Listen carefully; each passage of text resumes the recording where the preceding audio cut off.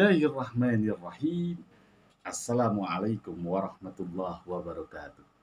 Alhamdulillahi rabbil alamin. Wassalatu wassalamu ala ashrafil anbiya'i wal mursalin, imamil muqarrabin, hurrin muazzalin, sayyidina Muhammadin wa ala alihi wa sahbihi ajma'in.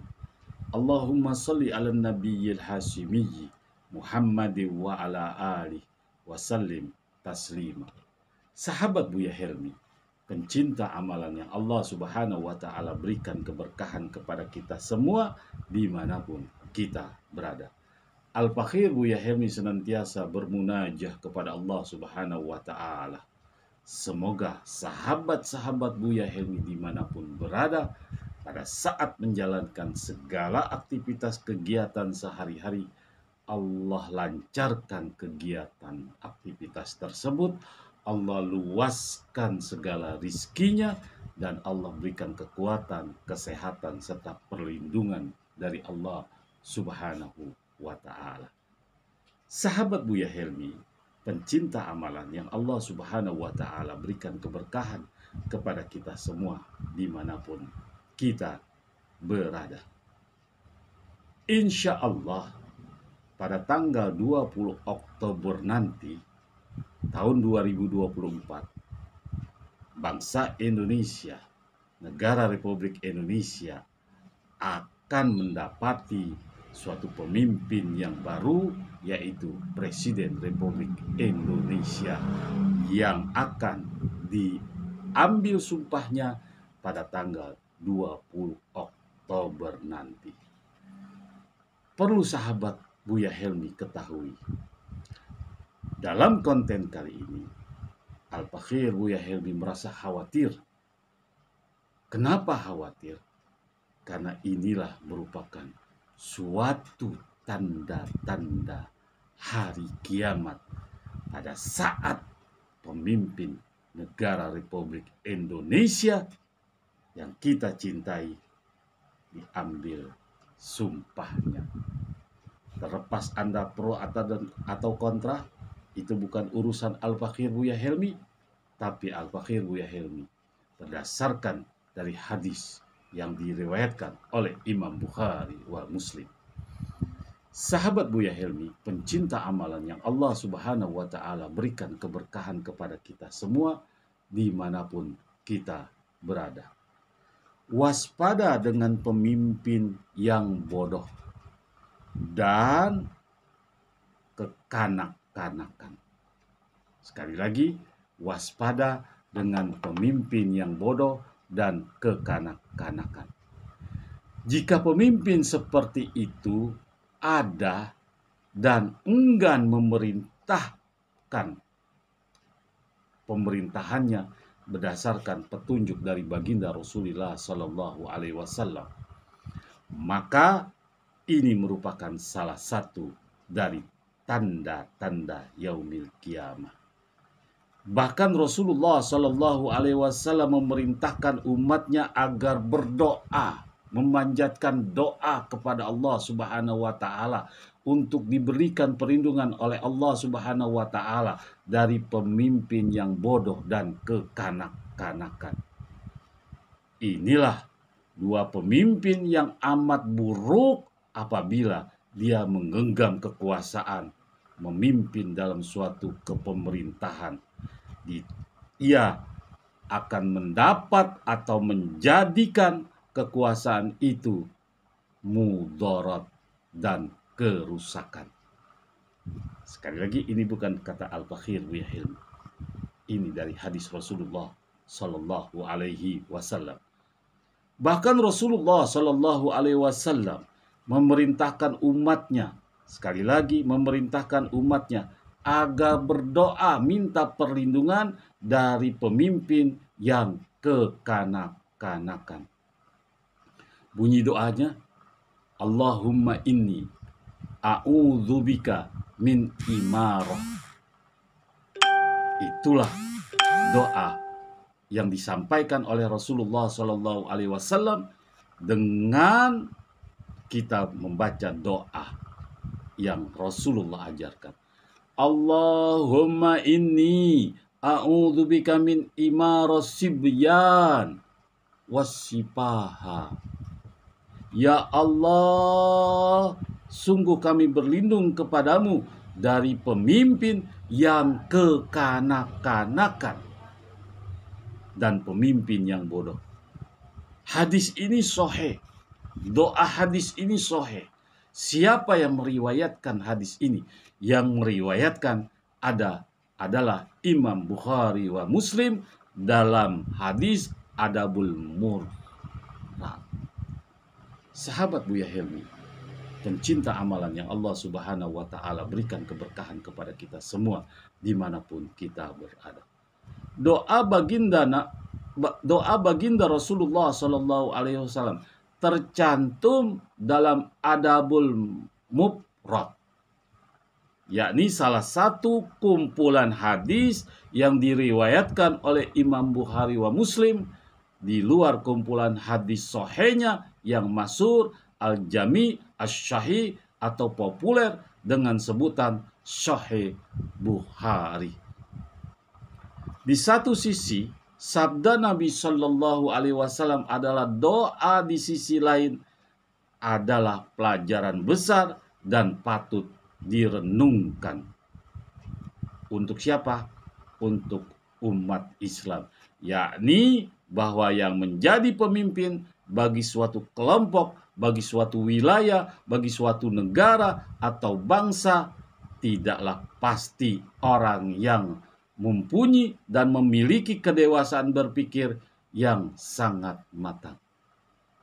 Sahabat Buya Helmi, jika seorang pemimpin belum dewasa menurut aturan konstitusi atau yang pernah diajarkan oleh baginda Rasulullah Sallallahu Alaihi Wasallam, tatkala Rasulullah Sallallahu Alaihi Wasallam menerima wahyu pada umur 40 tahun, begitu juga konstitusi menyatakan bahwa yang berhak menjadi pemimpin negara berumur 40 tahun.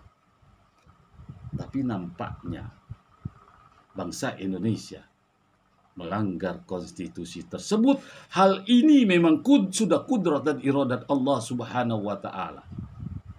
Berarti tanda-tanda kiamat sudah dekat. Yang salah satunya adalah pemimpinnya tersebut kekanak-kanakan. Sahabat Buya Helmi, pencinta amalan yang Allah Subhanahu wa Ta'ala berikan keberkahan kepada kita semua dimanapun kita berada.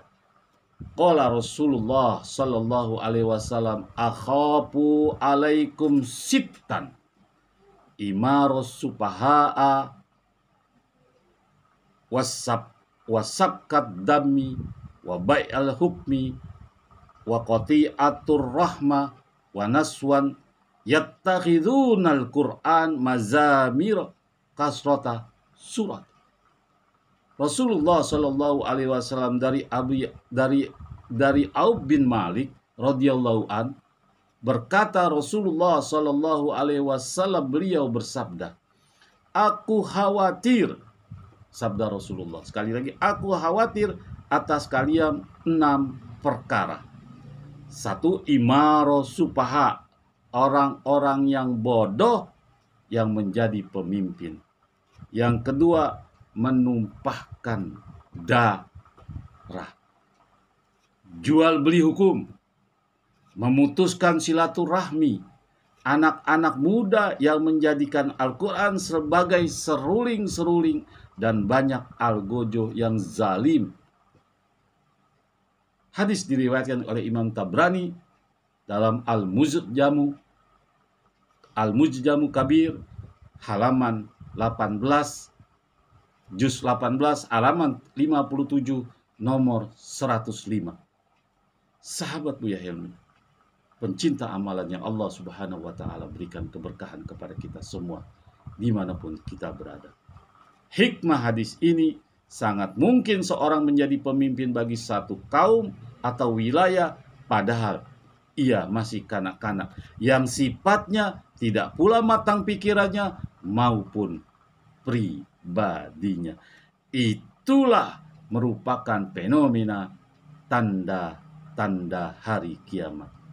Yang kedua, hikmah dari hadis ini, sungguh sangat besar keburukan pemimpin yang bodoh, karena ia akan zalim dan berakhlak buruk.